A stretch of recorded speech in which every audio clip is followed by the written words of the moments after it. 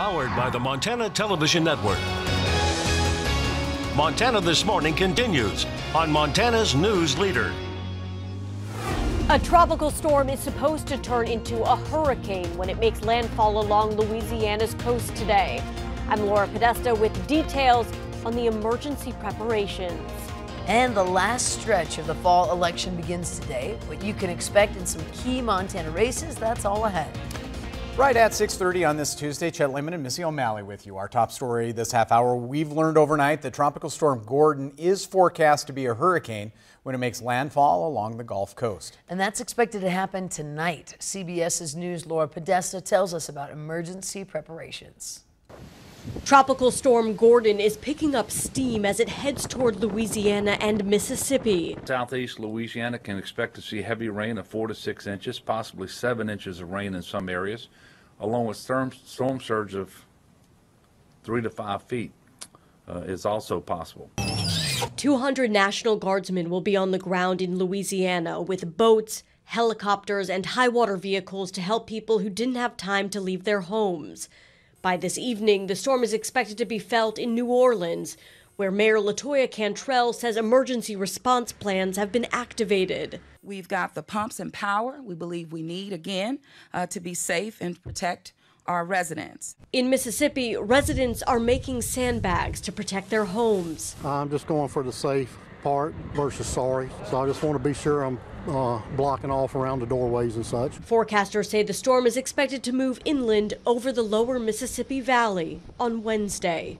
Laura Podesta, CBS News, New York. Now another weather system, Tropical Storm Florence, continues to hold steady over the eastern part of the Atlantic. Forecasters say little change in strength is expected in coming days, and no coastal watches or warnings are in effect. Here in the Treasure State, fire managers reporting little change at the Howe Ridge and Boundary wildfires burning in Glacier National Park. Howe Ridge fire currently estimated at just under 12,500 acres with 12% containment. Check out this video from Park taken on a fire operations helicopter flight. Fire managers are using burnout operations to reduce vegetation between the road and the active fire to hold the current containment line along the inside North Fork Road. Important reminder for hikers and campers, majority of Glacier National Park is open now. Going to the Sun Road remains closed for 30 miles from the foot of Lake McDonald to Logan Pass. Now the Boundary fire, which has burned a little more than 1,700 acres in the Boundary Creek area near the Canadian border, has seen little growth over the past several days as well. It is not contained at all. So what do they say? Less than 1% of the 1 million acres of glacier is actually being affected, but of course the smoke. Yeah, it's where it happens on the road is really what it is that little stretch of road, again, from Lake McDonald towards Logan Pass. Rest of the park is open.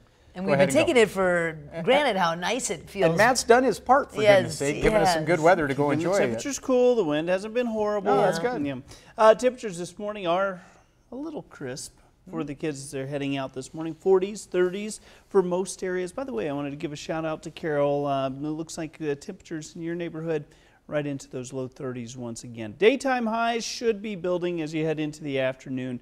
Daytime highs back near 70 for today. Again, the wind may be kicking around. We'll talk more about what you may have to deal with for the rest of the week coming up in just a few minutes. Thank you, Matt. Now, Labor Day does spell the end of summer, but in an election year, it's just the beginning of the home stretch for campaigns.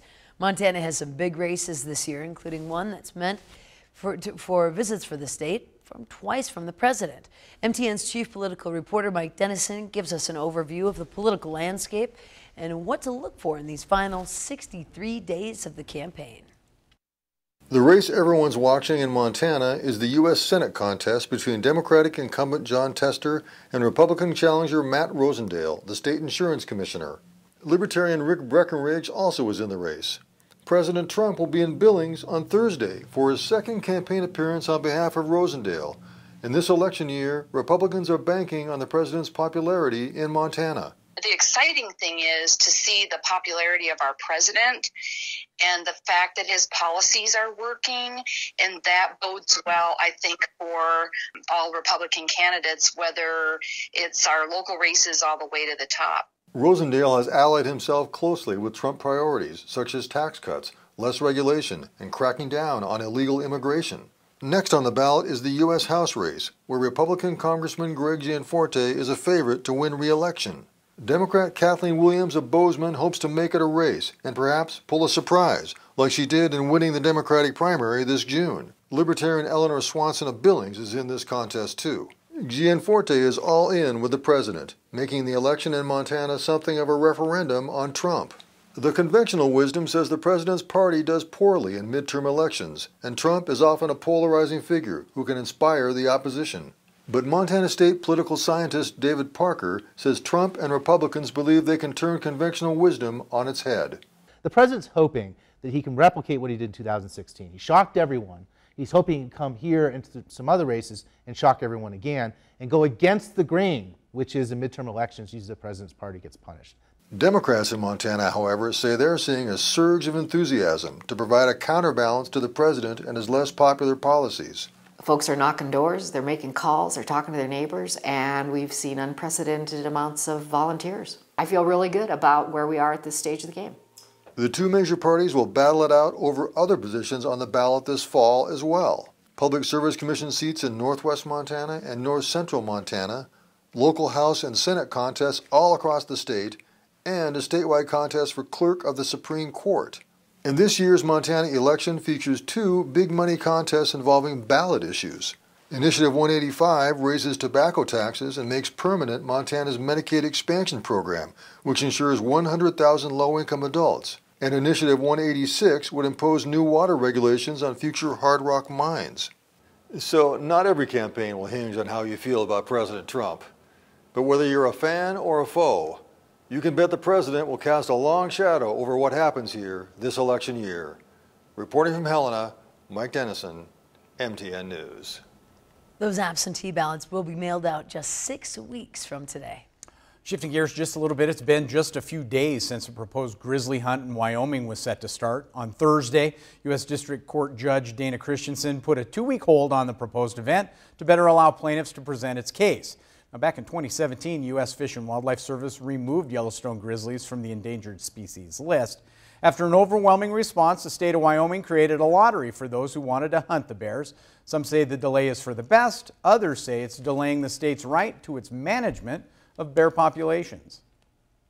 And here we are in Wyoming starting a hunt, which makes Wyoming, who has the Yellowstone Park and Teton Park, the crown jewels of the Park Service, look pretty bad to the rest of the country and basically to the rest of the world as being pretty backward. People come to Yellowstone and Teton Park. Their main animal that they want to see are grizzly bears. If the hunt goes ahead, then I'm happy, that bears can remain under state management. If the hunt does not go ahead, I'll be disappointed, but we'll just have to make our case in another court. By the way, Wyoming lawmakers have also condemned this ruling. The hunt would have been the first one since 1974 in the cowboy state. More to follow on that topic for sure. A lot more. And it never gets old to see the little bear cubs just running around. So cute. Such an interesting story for you now. Leather crafting is one of the oldest professions in recorded history. And one hell of a man is keeping the age-old artisan craft alive. MTN's John Riley has more for this week's Montana Made. Located on the west end of Helena is Sting Saddlery, a business specializing in handcrafted leatherwork and repairs. Owner Sterling Sting Campbell first became interested in leatherwork at the age of 16 when his brother brought home a century-old saddle. My brother was a guide in the Absaroka Beartooth. He found a saddle at the base of a cliff and he brought it home and it was totally wrecked. Took it all apart, took all the patterns, rebuilt that saddle from scratch with just a scalpel to cut out my parts, 2 needles and some thread, and a safety builder for skiving all the parts. After that, I was like, oh, I want to build saddles the rest of my life. Sting then took the refurbished saddle to Grizzly's Saddlery in Great Falls. His attention to detail and ingenuity impressed the more experienced staff. And they're like, if you have that much patience to round the edges with a scalpel, this is the tool that's done with. We'll teach you how to use it. Grizzly Saddlery offered him an apprenticeship, and for the next 10 years, Sting honed his skills under master artisans. In 2017, Sting married his wife Adeline, and the two moved to Helena to start their own business. Sting says it was a bit nerve-wracking to start his own saddle shop. A lot of people told me, you'll never make it, saddle making is a dying art, you'll never make it starting your own business. But since they've opened their doors, the business has been thriving in what Sting calls a miracle from God. In addition to crafting saddles, belts, bags, holsters, and custom items, Sting can make just about any type of repair needed for leather, and he does it all by hand. Everything's done by hand, still using tools today that saddle makers used 200 years ago. So, and some of my tools are 100 years old. As for the future, Sting says he'd be happy just as long as people enjoyed his work. I'm hoping in the future that we'll grow into a bigger shop and have a name like Miles City Saddlery, a name that people all around the world can say, hey, oh, you got a Sting Saddlery saddle. Now that's a good saddle right there. Reporting in Helena, John Riley, MTN News. That's a good saddle right there. That's a good saddle right there. It would be really fun to watch him work from start to finish, maybe like a time lapse. What craftsmanship. It's Very awesome. cool. Very cool. It is time for a quick break, but here's a little sneak peek of what's coming up on Montana This Morning. As the 2018 midterm elections approach, healthcare is a top priority for voters. I'm Meg Oliver with candidates on both sides of the aisle trying to make the case their party has the best plan. Good morning. Ahead on CBS This Morning, we're along the Gulf Coast as Tropical Storm Gordon brings a hurricane warning and dangerous storm surge. And a sleep expert is in Studio 57 with the optimal amount of sleep that your child needs this school year. Why delaying school start times could actually improve their health and their learning too. We'll see you at 7 o'clock on the dot.